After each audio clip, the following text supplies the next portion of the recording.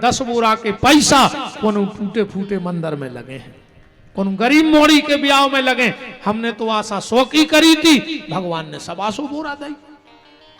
तो तुम कह रहे हम मूड काट हैं, तुम एक एक बाल बीन के लिए आए अतन्नक्सी गुस्सा में वकीलों के और पुलिस वालों के कुत्ता बिस्कुट खा रहे और तुम्हारे मोड़ी मोड़ा फटी चड्डी खो रो रहा है। मेहनत तुमने करी और पुलिस के और वकीलों के कुत्ता बिस्कुट खा रहे, नहीं खा रहे तुम्हारी जायदाद से, अब तुम भूखों मरा फिर रहे। राम, सरस्वती की पूजा जरूर करना और भगवान से हाथ जोड़ के प्रार्थना किया करो कि प्रभु संपत्ति तो दियो पर सद्बुद्धि तनक ज्यादा दाएं रखो, हमारी बुद्धि खराब न हो जाए, क्योंकि संपत्ति आई और आदमी की बुद्धि खराब है, फिर उसको गलत गली पे गाओ। संपत्ति मांगना कोई गलत बात नहीं है, पर उसके साथ साथ सद्बुद्धि जरूर मांगना। दीपावली को मैंने एक बात कही थी कि साल भर लक्ष्मी जी भगवान के साथ रहती हैं, पर कल गणेश जी के संगे बैठे काय क्या हुआ, एक दिन लक्ष्मी जी रो रही थी और पार्वती जी पहुंच गई। ध्यान से सुनिए बात, बहन लक्ष्मी तुम रो रही हो? बोले मैं इसलिए रो रही हूं कि आज तुम्हारा श्राप हमारे लिए नुकसानदेह हो गया। कौन सा श्राप? पार्वती ने शिव महापुराण उठा के पढ़ना, पार्वती ने क्रोध में आकर श्राप दे दिया कि संसार की जितनी देवताओं की पत्नियां हैं मैं श्राप देती हूं सब बाज हो जाए, किसी की औलाद ना हो। शिव महापुराण पढ़ना पार्वती खंड। लक्ष्मी जी के लड़का को नाव बता दे कोई में दाम हो तो,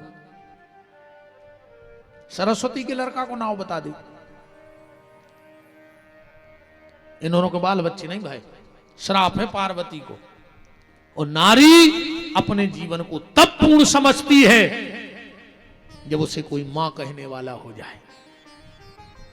पार्वती जी बोली कि लक्ष्मी उस दिन गुस्से में मैंने तुम्हें श्राप दे दिया, पछतावा तो हमें है।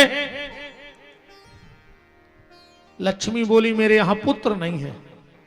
पार्वती ने कहा तो एक काम करो, मेरे यहां 2 बेटे हैं, एक कार्तिकेय और एक गणेश, जाओ आज मैं संकल्पित होके अपना बेटा गणेश उठाकर तुम्हारी गोदी में रखती हूं, आज से तुम्हारा बेटा होगा।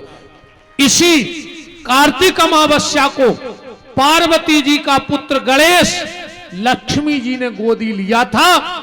लक्ष्मी जी ने कहा था कि आज मैं दिन भर अपने बेटे के साथ, रात भर बेटे के साथ रहूंगी, क्योंकि मुझे पहली बार कोई मां कहने वाला मिला है।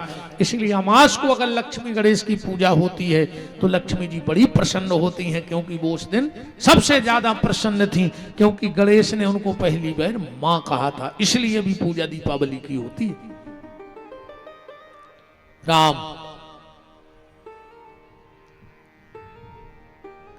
दीपावली को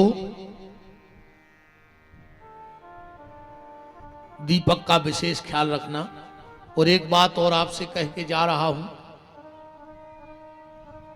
जब पूरी पूजा हो जाए तो घर के दरवाजे 7 आटे के दिया जलाइयो। 7 आटे के दिया, एक बीच में 6 गोल गोल रखे, तांबे की प्लेट में रखियो सरसों और उर्दा।